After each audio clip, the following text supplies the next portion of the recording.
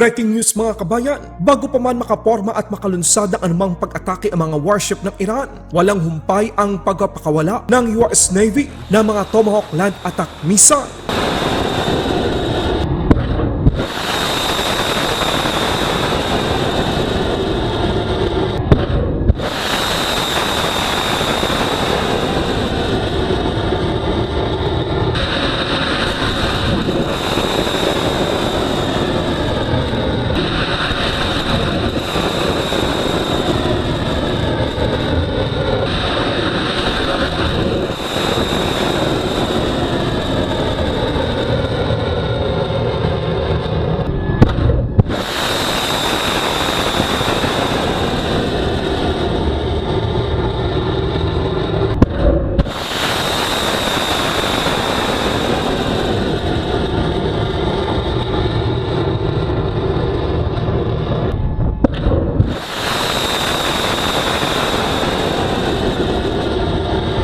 Labing-isa na sa mga barkong pandigma ng Iran Navy ang tinarget at pinalabog ng US Navy. Ito ay ayon sa inilabas na pahayag ng US Central Command. Ilang beses naglabas ng mga propaganda ang Iran na tinarget ng kanilang ballistic missile at attack drone ang USS Abraham Lincoln Aircraft Carrier. Pero ang totoo, mga barkong pandigma pala ng Iran Navy ang isa-isang nasa ilalim na ngayon ng karagatan ng Strait of Hormuz. Dagdag pa dito mga kabayan, noong Enero lang ng taong 2026, ibinida pa ng Iran Navy ang kanilang drone carrier, ang Shahid Bagheri. Ngayon, alaala na lang ang naiwan sa drone carrier ng Iran dahil kasama ang Shahid Bagheri sa tinarget at pinalubog ng US Navy. Ito na ang ikatlong araw ng digmaan sa gitnang silangan. Pangilan-ngilan na lang ang mga ballistic missile na inilunsad ng Iran matapos ang patuloy na kombinasyon ng pag-atake ng Amerika at Israel laban sa mga missile launcher at missile base ng Iran military.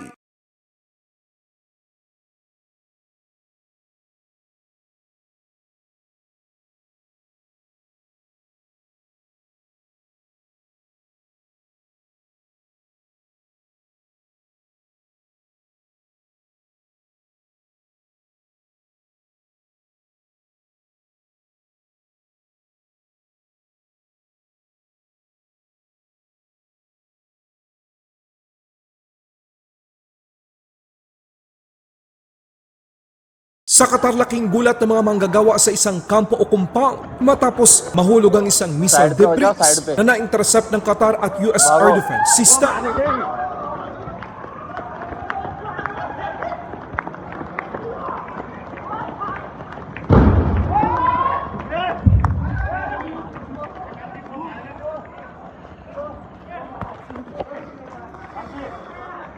Oh my God.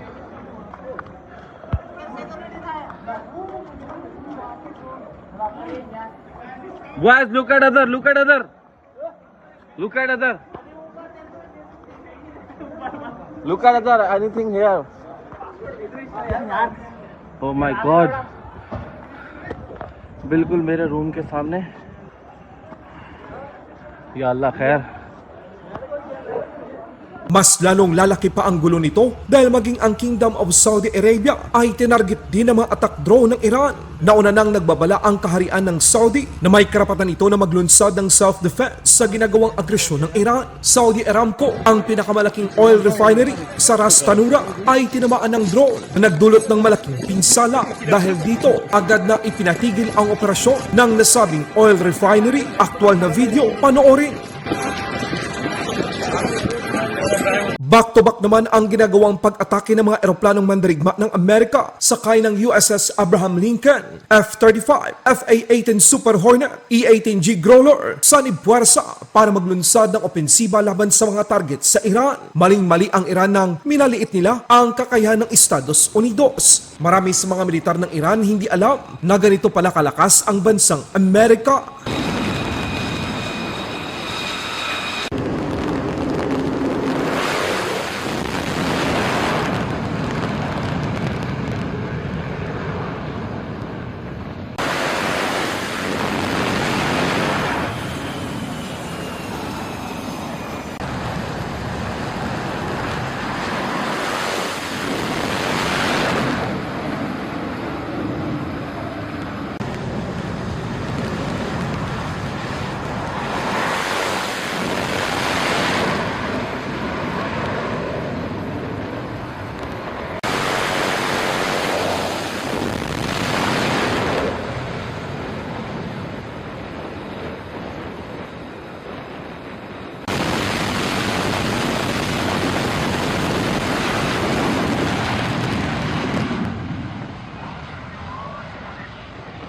Nagpalabas naman ng pahayag ang US Central Command na 3 F-15E fighter jets ang sangkot sa friendly fire. Isa pang piloto ang nasa maayos na kalagayan. Isang babaeng fighter pilot ang nilapitan ng isang Kuwaiti matapos makita nito at inalok ng tulong. Kamangha-mangha ang lakas ng loob at pagiging kalmado nito habang inaayos ang kanyang suot. Nagpasalamat naman ang Kuwaiti sa piloto sa pagtulong nito na depensahan ang kanyang bansa sa Iran aggression. Fine?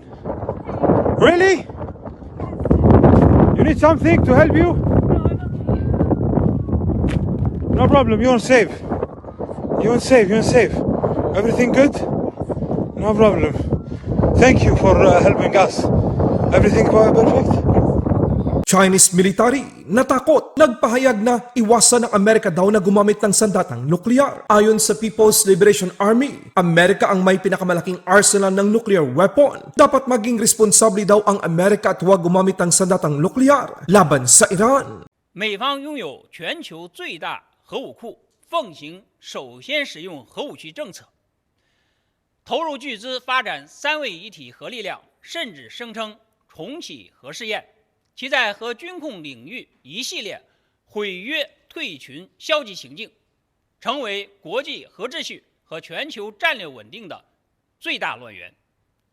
我们敦促美方切实遵守全面禁止核试验条约义务和暂停核试验承诺，履行核裁军特殊优先责任，以实际行动维护国际核裁军与核不扩散体系，维护全球战略平衡。 Ano ang nangyayari sa China mga kabayan? Kabado ba sila? O sadyang nilalaglag lang nila ang Iran? Ilang araw pa lang ang nakalipas bago pa sumiklab ang US-Israel-Iran war. Merong balita na merong supersonic missile deal ang China at Iran. Pero ngayon ang tinanong ng isang Chinese reporter, ang Chinese Foreign Ministry, itinanggi nito na merong ganong pag-uusap sa pagitan nila ng Iran. 发言人你好，环球时报环球网记者提问。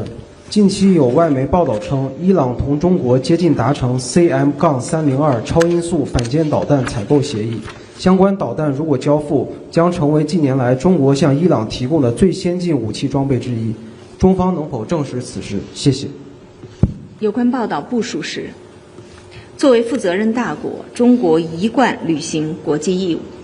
中方反对恶意关联炒作，希望有关方面多做有助于缓和局势紧张的事。